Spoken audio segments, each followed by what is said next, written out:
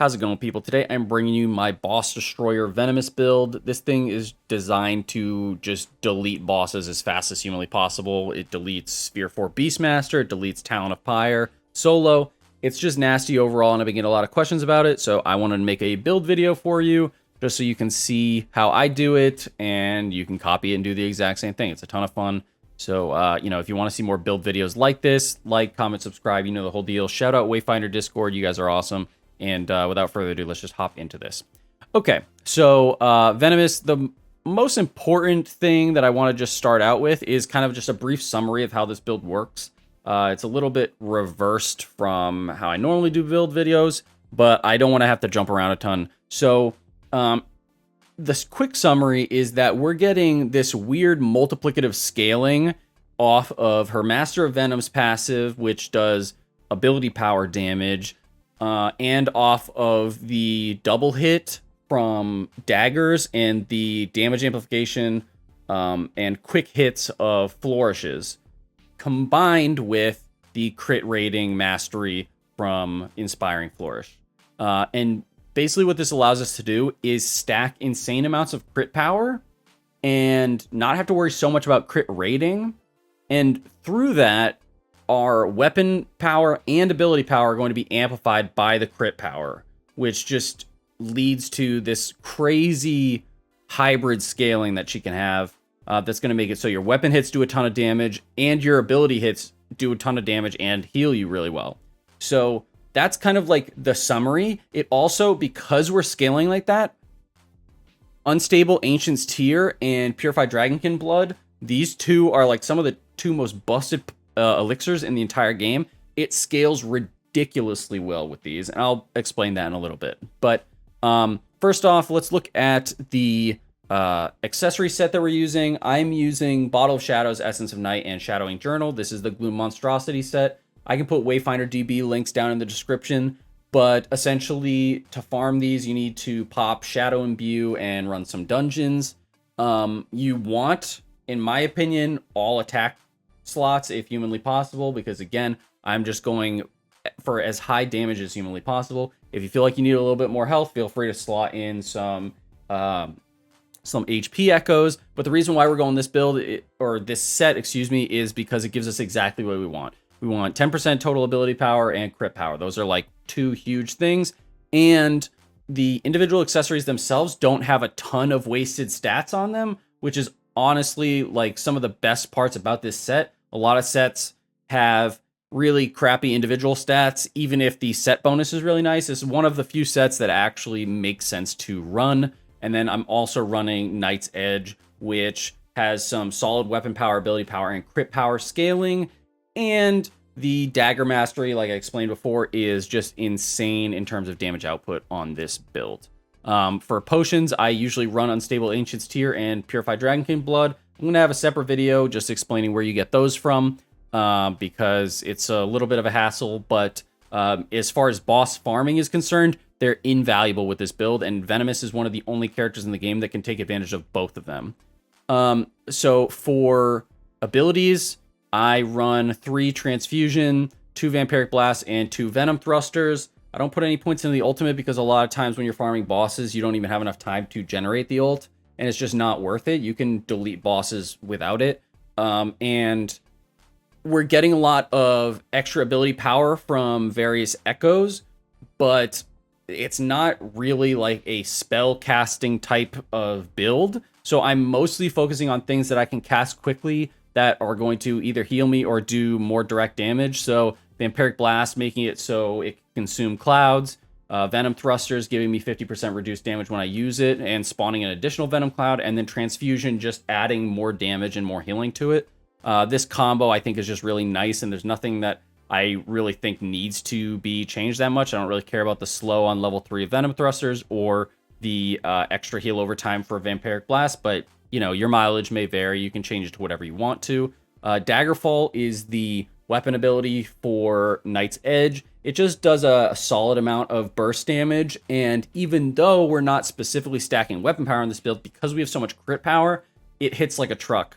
On top of that, Master of Venoms, this plays a huge role in how well Venomous scales, and I think it's only going to get better as like Awakenings come out and we get more Echo slots, because you get innate dot damage with all of her weapon attacks, which means you kind of innately have this hybrid scaling no matter what you do. And so by allowing us to stack crit power, we're getting huge crits from our Venom passive, and once that stacks up, it deletes everything, but we're also doing large hits with our weapon. But this is really important to take note of, and I'll jump back to it in a little bit.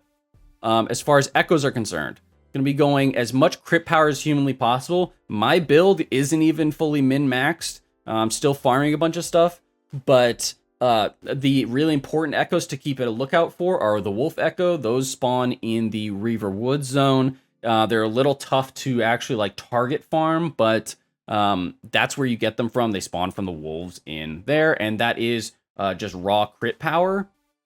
As far as the other echoes that you should really try and look out for, Talon Echo, which also spawns in the Reaver Woods zone. That gives us exactly what we want as well, with the crit power and ability power. Those are like the two most important ones in my mind, and they're both relatively easy to just kind of come across because they're all in Reaver Woods, and they're also higher level echoes, meaning like the amount of stats that you get from them is vastly superior to some of the other stuff in the build. You can see that I've got all attack slots in these. Again, you just want to keep farming for them. This Shadowing Journal, you can craft it and just keep crafting it over and over again until you get the 2 attack slots. The Essence of Night and Bottle Shadows, that's just kind of luck. And I basically wanted to just slot as much crit power as humanly possible in all of these. So that's why I push for the attack slots. As far as everything else, I again just tried to slam as much crit power and ability power echoes as I possibly could into this. There's still plenty of room for min-maxing and optimization, but I just tried to slam in as many talent echoes as I possibly could, and then fill whatever tiny amount of space I have left in the build with stuff that I just thought would moderately increase like the power of the build, like Shrike Skirmisher Echoes that are like super cheap, Dusk Hunters that's super cheap, just these like tiny energy usage, but still offensive based echoes, and then I boost them all up, so I'm like way overcapped right now. But overall, focus on the Talon Echoes and the Wolf Echoes if you possibly can. In the future, maybe when there's more weapon power and crit power echoes that are higher level that spawn, that might be an alternative option that could work really well. But the fact of the matter is that the Talon Echoes are super, super good, and they're really easy to come across, and they're all spawning in that Reaver Woods area, so it's just more readily available. So that's what I would suggest. Because we're getting a lot of these Talon Echoes and crit power echoes, all of our abilities are going to be hitting hard, the Venom's going to be hitting hard, and we're also going to be getting solid weapon scaling as well because of the crit power. What else do we got here? Affinities. So right now we only have 29 affinity points. I would highly suggest going Critical Toxin, which is Focus 15. This just goes along with our build real nicely, increases crit chance against poison targets by 10%, and then critical hits against a poison enemy will make us Poison Cloud in the area, which is again going to deal more ability damage. If we had the 30 ability points, I would say maybe go 15, well, guaranteed 15 into Focus. I haven't been able to experiment with Instinct 15, but I would be curious to see how much this Poison Eruption actually does. However, right now, the Discipline tree actually gives us more of the stats that we want. So I would only go and grab the 5% in Instinct, which is going to increase our damage over time for the poisons by 5%, and then dump the rest into Discipline because we're going to be getting weapon power, ability power, and crit power, which is really nice. My first thing I would suggest maxing on Knight's Edge is obviously the crit rating, crit power angle. I'm not bothering with pumping all the other stuff up yet because as it is, this does more damage than God, so it's just not really worth the resources. As far as mastery is concerned, Twin Striker Melee, we do Inspiring Flourish. This is going to make it so every time you go and you use your flourishes with the dagger weapon skill, you're going to get a ton of crit chance. And this is what essentially allows us to stack pretty much nothing but crit power and still basically guarantee 100% crits while we're fighting bosses. If you're not sure what the flourishes are, the flourish is like the 3 little combo points above the dagger, bottom right hand corner of your screen. The last 2 of the flourishes grant you iframes, if I'm remembering correctly. Let me just double check. So iframes meaning you get a small window of invulnerability, and that comes with 2 flourish points and 3 flourish points. As far as combos are concerned, I try to go for 3 flourish points and 2 flourish points most of the time, because it's going to allow you to dodge boss abilities and prevent you from getting one shot or just being able to build up damage as fast as humanly possible. But sometimes I found that just going and hitting with like 1 flourish just to get the crit mastery stacking up is super helpful, because as soon as you flourish like 1 single time, the damage of this build goes through the roof. I'm not sure how the crit chance is working, but it feels like as soon as you flourish once, you get like 100% crit rating. And so that means you're going to be critting crazy numbers with weapon power and ability power, and that's going to allow your venom ticks that you've stacked up to hit insanely hard as well. On top of this, the weapon ability for daggers causes all weapon attacks to hit twice for a short period of time, and this also just kind of like quadratically scales everything. So all of these dot damage ticks that we're putting on the target, all of the crit power that we're getting for our weapon ability and for our ability power is going to be double hitting with Blade Dance. So our poison application is going to be faster. Everything just hits super hard. In addition to this, and why I was talking about the elixirs earlier, is these 2 elixirs scale off of your ability power and your physical damage done independently, right? And so for most characters, unless you're going a really, really nice hybrid build, it can't take full advantage of this Unstable Ancient's Tear and Purified Dragonkin blood elixir. Venomous can, which is why this build is so insane. So if you don't know what these do, and hopefully my game does not crash here, because you know how these menus can be acting up. Sorry, I have to swap this so you can actually see it. Unstable Ancient's Tear. Your abilities do an additional hit equal to 15% of the magical damage done for 60 seconds. Okay, so that means we're getting a double hit from the daggers, right? Which means we're applying venom faster. Her dot damage is going to be hitting an additional time as well. And then everything is going to be getting amplified by the crits. So like the amount of damage that you're actually outputting and how fast venom ticks on these bosses is just multiplied by a bajillion when you pop Unstable Ancient's Tear. And it just deletes everything. And now in the current state of the game, where we have like unlimited usages of these potions, like there's no reason not to have this one on. And then the Purified Dragonkin blood does the exact same thing, but for the physical hits. Now this is why Venomous is one of the only characters that can take advantage of both of these, because it's not like we're going and we're firing off our abilities with like really long cooldowns to take advantage of the ability power damage from these potions. It's with our weapon hits and the speed of these weapon hits and the speed of this dot damage that ticks on these bosses, we're able to almost use the Unstable Ancient's Tear as a secondary Purified Dragonkin blood. And the Dragonkin blood does the exact same thing for physical damage done, which means when you're doing those double hits with your daggers, you're going to be getting additional hits with Purified Dragonkin blood.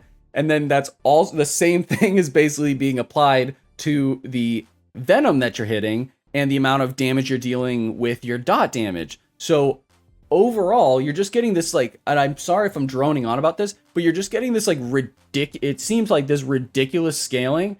And honestly, it's kind of hard to see like the actual damage per second being dealt, because there's so many numbers when you go and light up these bosses. Now, once again, you don't have to use the potions, but if you're farming right now in this game, and everybody who is endgame right now knows how long it takes to get some of these to get some of these drops, like the artifact drops and whatever, you're going to want to farm as fast and efficiently as possible. And if you're not using potions, you're trolling effectively. As far as combat rotation is concerned, it's pretty simple. I'll go and I'll pop my elixirs before I hop into the boss room. I'll drop down, use my spells, and then just start building up dagger flourish stacks, because that is where you get your crit rating.